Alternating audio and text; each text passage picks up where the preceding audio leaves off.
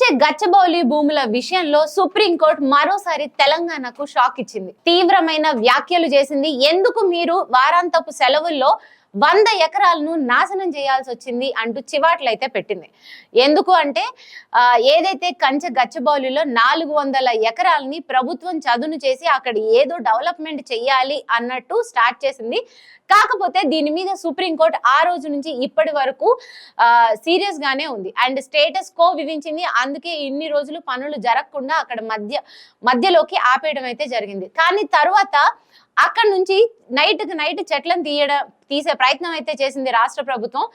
దీని గురించి కూడా సుప్రీంకోర్టు ధర్మాసనం చాలా సీరియస్ అయితే అయింది. Justice BR Gavai and justice George Masih వీరిద్దరూ ఈ రోజు విచారణ జరిపారు. ఏదైతే మొన్న జరిగిన విచారణలో మన తెలంగాణ రాష్ట్ర ప్రభుత్వం నుంచి ఎంపవర్డ్ కమిటీ నుంచి ఒక ఏదైనా డీటెయిల్ నివేదిక ఇవ్వాలి అని సుప్రీంకోర్టు ఆదేశించింది. ఆ నివేదిక ఆధారంగానే ఈ రోజు విచారణ అయితే జరిగింది.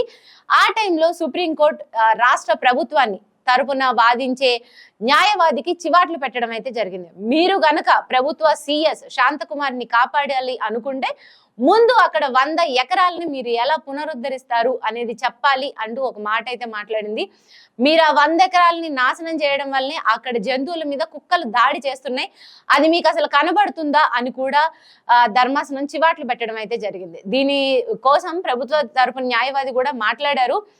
ఏఐ వీడియోలతో విపక్షాలు వీడియోలని సృష్టించి కాంగ్రెస్ ప్రభుత్వాన్ని సోషల్ మీడియాలో పరువు తీయాలని ట్రై చేస్తున్నాయి. ఇలాంటిది ఇంకొకసారి మేము ఎప్పుడు జరగకుండా చూస్తాం. అండ్ ఈ తెలంగాణ రాష్ట్రంలో ఏదైతే కాంగ్రెస్ ప్రభుత్వం ఉందో ఆ పార్టీ తరపున కానీ ప్రభుత్వం తరపున కానీ ఇలాంటి ఇంకొకసారి మిస్టేక్స్ జరగకుండా చూసుకుంటాం అని ప్రభుత్వ తరపు న్యాయవాది చెప్పడం జరిగింది.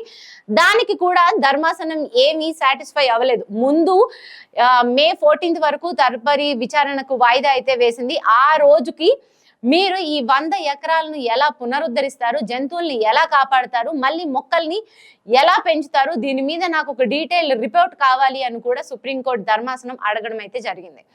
ఈ విషయంలో ఇలాంటి తప్పు మళ్ళీ ఒకసారి జరగదు అని ప్రభుత్వ తరపున న్యాయవాది చెప్పారు. అంటే ఏంటి అంటే ఇంకా పూర్తిగా హెచ్సియు భూముల జోలికి ప్రభుత్వం వెళ్ళదు అని క్లియర్ కట్గా చెప్పేసినట్టే. దీని మీద హెచ్సియు స్టూడెంట్స్ అయితే చాలా హ్యాపీగా ఉన్నారు. మొన్న సుప్రీంకోర్టు ఏదైతే స్టేటస్ కో విధించిందో అది మళ్ళీ తదుపరి తీర్పు వరకు కూడా అది కొనసాగుతుంది అని కూడా ఒక క్లారిటీ ఇచ్చారు. అండ్ ఈ 100 ఎకరాల్లోనే ఎలా పునరుద్ధరిస్తారో చెప్పాలి అని ధర్మాసనం అడిగింది అంటే కంపల్సరీ ఇంకా ఏవి లేకుండా అక్కడ ఆగిపోయినట్టే. రాష్ట్రానికి కానీ లేకపోతే హైదరాబాద్ ప్రాంతానికి కానీ లంగ్ స్పేసెస్ అంటూ ఉండాలి.